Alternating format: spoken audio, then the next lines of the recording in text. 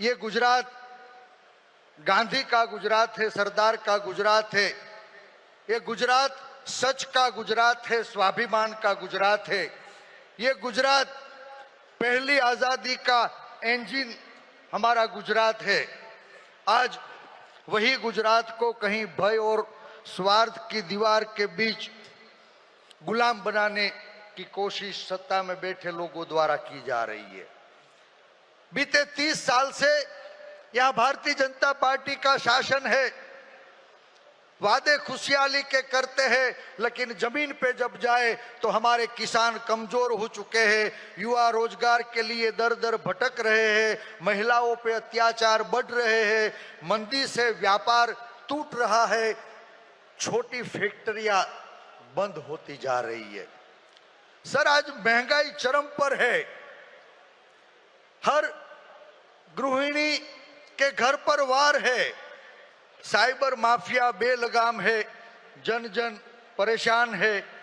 Digital platform का आज दुरुपयोग हो रहा है। हमारी गुजरात की पहचान वैसी डायमंड इंडस्ट्रीज, टेक्सटाइल इंडस्ट्रीज कमजोर हो चुकी है। आज वही गांधी और सरदार का गुजरात, जहां से नकली दवा का कारोबार पूरे देश में फैल चुका है, शिक्षा और आरोग्य की सेवाएं अब व्यापार में परिवर्तित हो रही है, जीएसटी की झंझट और टैक्स टेररिज्म का दूषण है। सरकार में बैठे लोग यही जीएसटी की झंझट और टैक्स टेररिज्म से व्यापार उद्योग के पास प्रोटेक्शन मनी की वसूलात करने की बात भी उभर के अब बाहर आ रही है। भ्रष्टाचार आज भारतीय जनता पार्टी का शिष्टाचार बन चुका है। ट्रैफिक टेररिज्म शहरों की पहचान बन चुका है। हमारे गुजरात की तिजोरी 1995 में 7,200 करोड़ डेब्ट और लायबिलिटीज थी।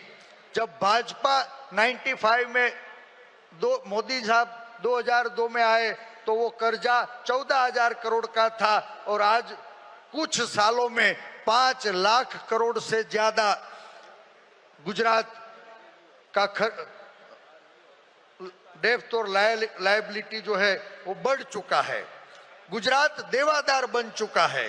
गुजरात में सामाजिक और आर्थिक असमानता बढ़ाई जा रही है। ड्रग्स माफियाओं के लिए गुजरात अब गेटवे बन चुका है। फिक्स पे करार एवं आउटसोर्सिंग की असुरक्षित नौकरियों से हमारे युवा कर्मचारियों का शोषण हो रहा है। राज्य स्तरीय सभी संवैधानिक संस्थाएं खत्म हो चुकी है। संसदीय कार्यशाला कमजोर हो चुकी है। ये गुजरात की स्थिति में बता रहा हूं सर। यहाँ न्यायिक व्यवस्था पर लगाम कसने की कोशिश हो रही है। जन जन को डराया जा रहा है, विपक्ष को कहीं कचड़ा जा रहा है। आंदोलन का अधिकार भी आम जन से छीन लिया जा रहा है। सर, दंभी राष्ट्रवाद के दबाव में पहले प्रदेश और आज पूरे देश को फिर से गुलाम बनाने की कहीं साजिश रची गई है। सच एवं स्वाभिमान के गुजरात मॉडल को आज झूठ फरेब धोखेबाजी से देश दुनिया में बदनाम किया जा रहा है।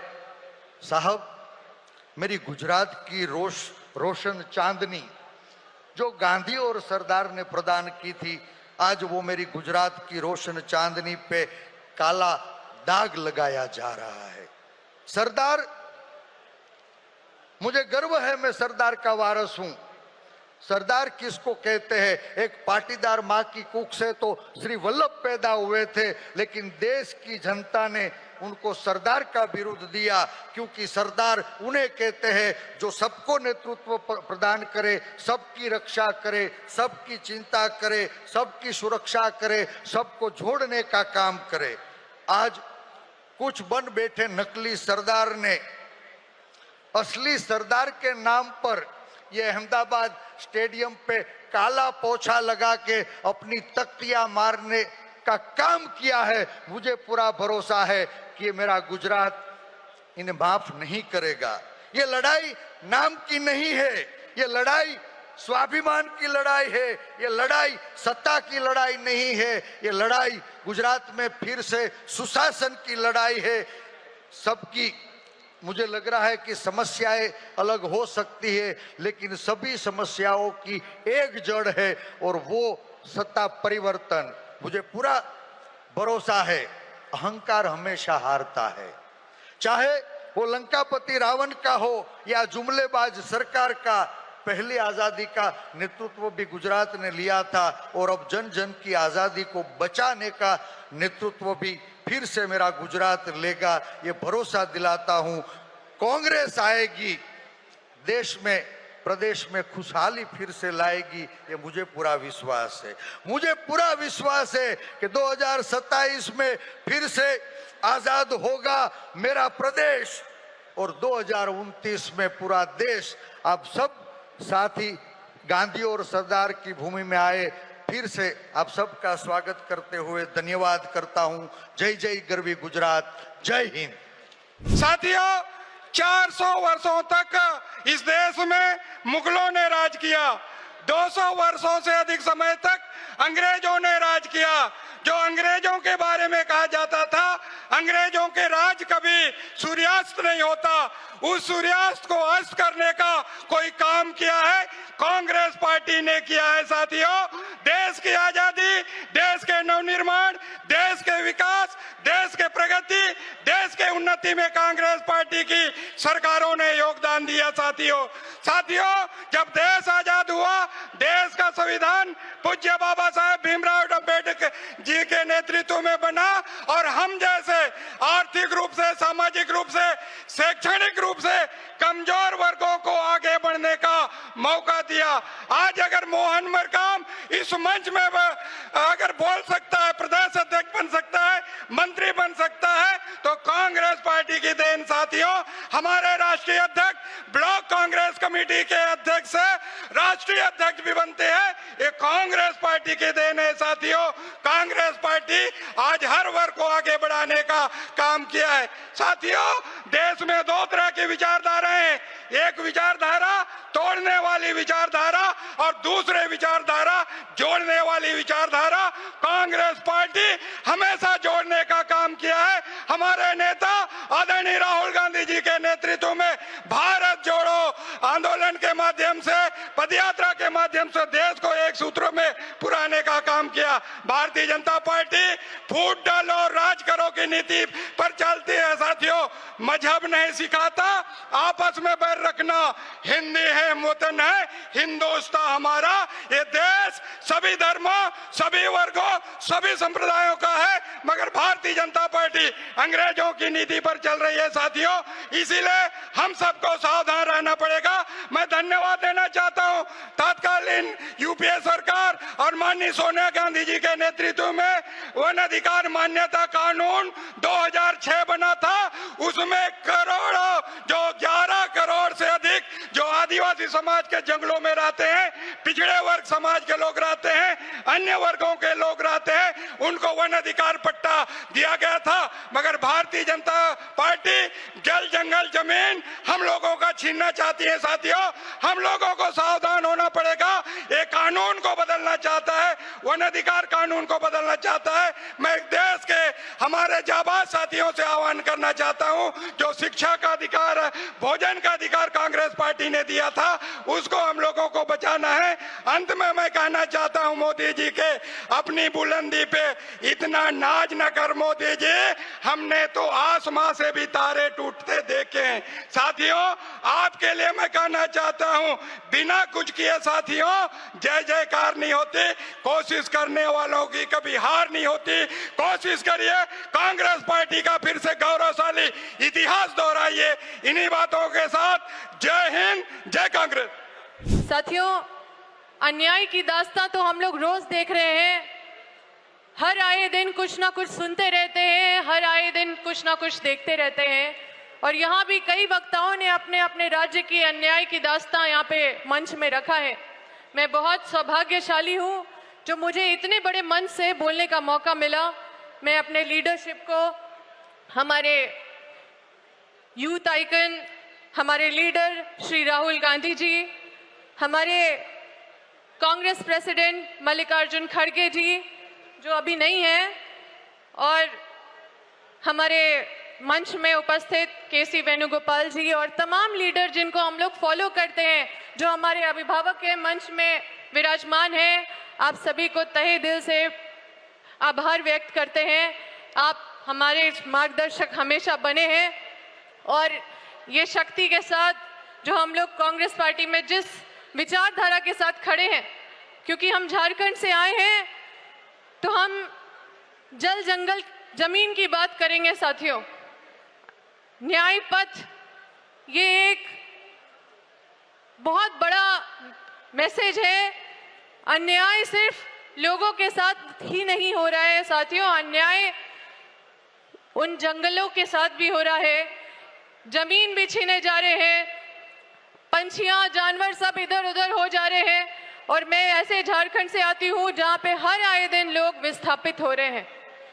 हमारे क्षेत्र में भी विस्थापित का सबसे बड़ा मुद्दा है, और हमारा झारखंड में भी सबसे बड़ा मुद्दा विस्थापितों का है, जिसका बात शायद बहुत दबते जा रहा है। और हमारी जब कांग्रेस की सरकार थी तभी विस्थापितों को संरक्षित करने की कानून बनाई थी, जंगलों को संरक्षित करने की कानून बनाए गए थे, जमीन को किसानों से नहीं छीना जाए, कई ऐसे कानून बनाए थे। वाइल्ड लाइफ को बचाने के लिए कानून बनाए गए थे, जो आज पूरी तरह से ध्वस्त हो रहे हैं। ये अडानी अंबानी बड़े बड़े प्रोजेक्ट लेके आते हैं हमारे झारखंड में, और विस्थापितों को यहाँ से वहाँ कर देते हैं। न रिहेबिलिटेशन मिलता है, न कंपनसेशन मिलता है, न मुआवजा मिलता है, न नौकरी मिलता है। साथियों, हमारे झारखंड के लोग इधर उधर दर बदर भटकते भटकते कहाँ लेबर का काम करने दूसरे प्रदेश में चले जाते हैं। साथियों, अगर हमारे राज्य के बच्चे अगर इसरो में काम करने के लिए बाहर जाएं, अगर पायलट बनने के लिए बाहर जाए तो समझ में आता है, लेकिन अगर अपने परिवार को छोड़ के 5-10 हज़ार की नौकरी करने के लिए बाहर जाएं तो उससे दुर्भाग्य कोई भी बात नहीं होगी। और मैं और मेरा पूरा परिवार विस्थापन का लड़ाई लड़ रहे हैं, क्योंकि हम वहां से विधायक रहे हैं और इस बार चूक गए, चुनाव में नहीं जीत पाए, क्योंकि उस समय हम लोग कंपनी का विरोध कर रहे थे और अभी कंपनी वहां पे शासन करने लगी है, ठीक उसी तरह से जैसे ईस्ट इंडिया कंपनी करती थी। तो साथियों, अन्याय का पैमाना इतना बड़ा है कि हम सबको अपने लीडरशिप के बातों को गंभीरता देने का जरूरत है। ये जल, ये जंगल, ये जमीन, ये हमारा अस्तित्व सबको मिटाया जा रहा है। और हमारे क्षेत्र में इतना माइन मिनरल होने के बाद भी पूरे देश में सबसे गरीब राज्य अगर कोई है तो वो झारखंड राज्य है। पूरी तरह से अन्याय का प्रकाष्ठा हम लोग देख रहे हैं साथियों। क्योंकि मंच में मौका मिला बोलने का, तो हम सोचे कि अपने झारखंड की भी स्थिति बताएं, ताकि आप लोग इस बड़े पैमाने में जो हम लोग न्याय पथ में निकले हैं उसको और मजबूत बनाने के लिए संकल्पित रहें। हम तहे दिल से धन्यवाद देते हैं अपने नेता राहुल गांधी जी का, जिन्होंने हम सबको इतना विजन दिया है और सशक्त सोच दिया है। और जिस तरह से संविधान खतरे में है, इतना बेबाकी से हर वो मुद्दे को उठाते हैं जो शोषित, वंचित, पीड़ित है, वो सुनते हैं तो उनके अंदर एक आशा, एक उम्मीद बची रहती है। और इसी आशा उम्मीद को हम लोग सब मिलके संकल्प लें और इस संकल्प में आगे मजबूती से बढ़े। मेरी सब इस परिवार को शुभकामनाएं हैं और तहे दिल से धन्यवाद देते हैं अपने लीडरशिप को। धन्यवाद।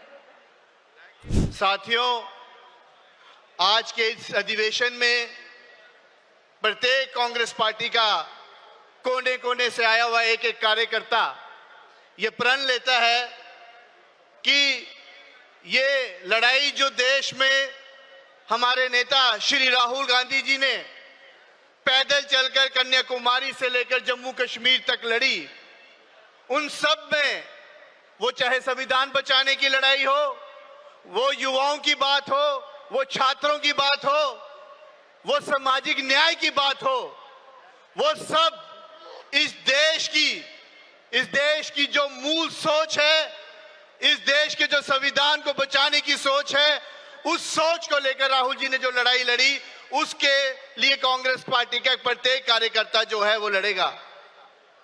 साथियों, मैं बड़ी संक्षिप्त में अपनी बात को रखना चाहूंगा कि आज भारतीय जनता पार्टी का जो रवैया है, जो तानाशाही रवैया है, वो आज सभी बच्चों में, आज वो सभी जनता के सामने आ चुका है।